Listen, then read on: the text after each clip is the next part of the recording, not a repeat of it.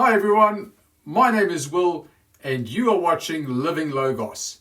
Now today we begin a brand new teaching series, so please like, subscribe and share this video so that together we can reach people with the good news of God. So let's get stuck in and welcome to the attributes of God, a series where we explore who God is, not based on what we think or wish, but what He has revealed to us in His Word over time.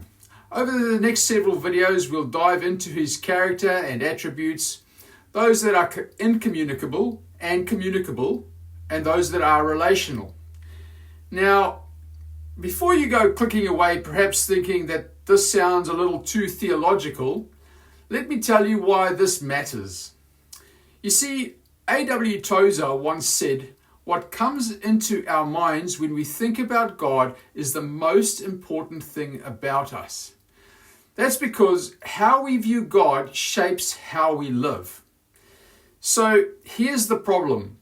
Many of us carry around a shallow or distorted view of God. We often tend to turn Him into a cosmic vending machine or a soft-spoken grandpa, or even just someone who exists to validate our feelings. But the Bible reveals a God who is far greater, far more majestic, more powerful and unchanging than that. You see, this series is about knowing the real God, the one who created everything, sustains everything, and loves us enough to have sent His Son to redeem us.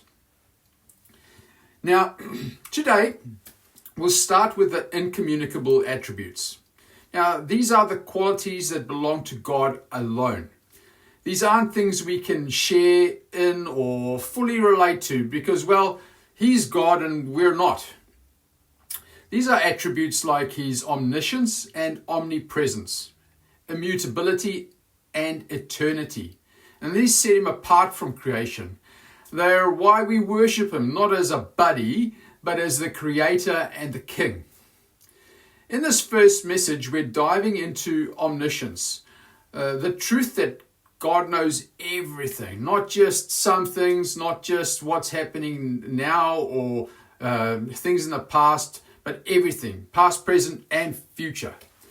So let me ask you, have you ever felt misunderstood? Maybe like no one really gets what you're going through. Maybe you thought that if people really know what you've done or how you feel, they wouldn't stick around. Now, here's the thing about God. He does know. He knows every thought you've ever had, every word you've ever spoken, every action, good or bad. Psalm 139 verses 1 to 4 says, "O Lord, you have searched me and know me. You know when I sit down, you know when I rise up. You discern my thoughts from afar. You search out my path and my lying down, and are acquainted with all my ways. Even before a word is on my tongue, behold, O Lord, you know it altogether." Now that can feel terrifying at first. After all, there's no hiding from God. Hebrews 4 verses 13 puts it bluntly, "No creature is hidden from His sight, but all are naked and exposed to the eyes of Him to whom we must give account." Now that can be uncomfortable. We live in a world where we curate how others see us, but God sees us how we really are. But here's the beauty of His omniscience. God knows you fully and still loves you completely. He doesn't just see your sin, He sees your potential. He knows your weaknesses, your struggles, and your dreams, and He really does care. Now Matthew 10 verses 30 tells us that even the hairs on your head are numbered. That's how intimately God knows you.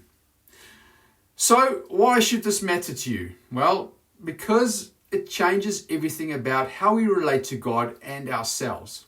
Firstly, it brings humility. You can't impress or fool God. He already knows everything. That means you can stop pretending and start being real with Him. Next, it brings security. God knows your deepest flaws, yet He still sent Jesus to die for you. His love isn't based on ignorance, it's based on grace. And thirdly, it brings peace. When life feels chaotic and out of control, you can trust that God sees the bigger picture. He knows the end from the beginning, and nothing catches him off guard. So here's a few key takeaways. The first one is God's omniscience isn't just a theological fact, it's an invitation to stop thinking there's anything in this world or your life that God isn't fully aware of and in control of. So stop thinking you can fool God and start trusting the one who knows you better than you know yourself. So as we journey through this series, ask yourself, do I truly know who God is or how he is? And does my life reflect that? Because the more you understand who God is, the more you'll understand who you were created to be. Remember, Romans 12 verse 2 says, do not conform to the pattern of this world, but be transformed by the renewing of your mind. Then you will be able to test and approve what God's will is. His good, pleasing, and perfect will. Next time, we'll dive into God's omnipotence and omnipresence. This is the fact that God is everywhere at all times. Until then, please spend some time thinking about God's omniscience. God knows everything about you, about me. He loves you enough to call you his own. Think about that through the course of this next day or two. Now, thanks for joining me, and I'll see you next time for the attributes of God. Now, thanks for watching.